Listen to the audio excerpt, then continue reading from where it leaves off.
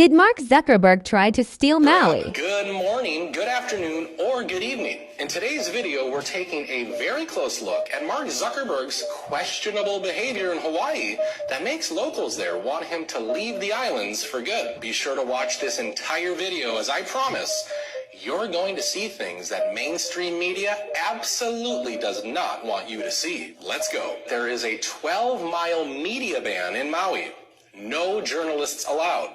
This again infringes on First Amendment rights. Matt Wallace asked, why is the Maui fires media ban still in place? What else are they hiding? We can have reporters in literal war zones like Ukraine, but not in disaster areas like Lahaina. Totally normal and not sketchy at all, right? Let's deep dive into more of what's happened. Daniel Zach asked, to my people on Maui, is all of this true? Fire hydrants were dry. Fire marshals were out of town that night. The mayor and the governor were out of town. People who were trying to evacuate were told it was not time to evacuate and to turn around back into the fire. No cops on bullhorns. No firefighters in the streets. Most robust emergency siren system in the world did not sound. No warnings whatsoever. Anomalies with reported wind directions that don't scientifically add up. Tourists evacuated by bus. Locals locked in and told that they can't get back in if they leave. School was canceled. Children were home while parents worked. Hundreds of children burned alive. Can't be identified. A perfect circle of fire around Lahaina. Molten metal next to intact trees. Media reporting fractions of real numbers. New insurance policies taken out on Lahaina before the fires. Who owns Lahaina besides the Hawaiians? The oceanfront property.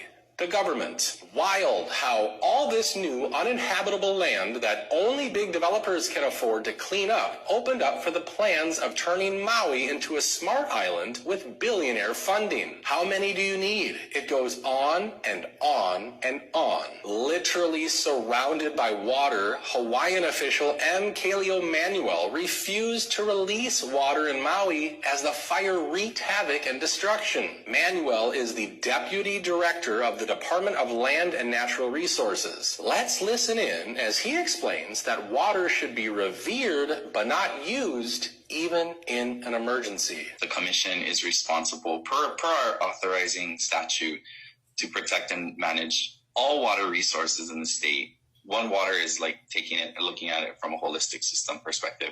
And that's not any different than how Hawaiians traditionally managed water. You know, in essence, we treated Native Hawaiians treated water as one of the earthly manifestations of a god and a kua, kane.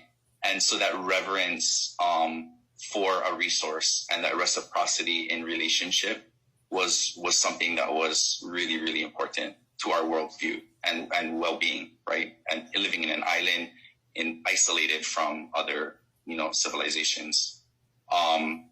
And so I think where it shifted to today or over time is that we've become used to looking at water as like something which we use and not necessarily something that we revere as that thing that gives us life, right? I mean, to me, it's a shift in value set. And, if we can start to really look at how we as humans in an island can reconnect to that traditional value set. So really my motto is always like, let water connect us and not divide us. Like we can share it, but it requires true conversations about equity.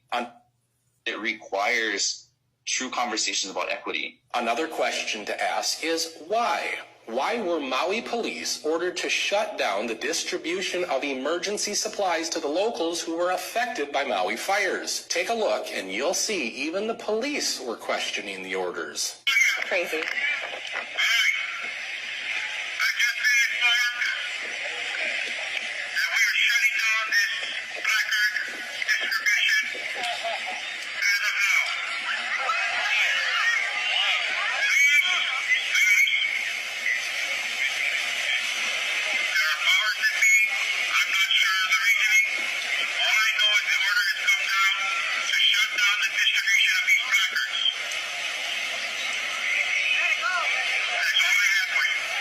It's absolutely mind-blowing that supplies for families in need are being turned away.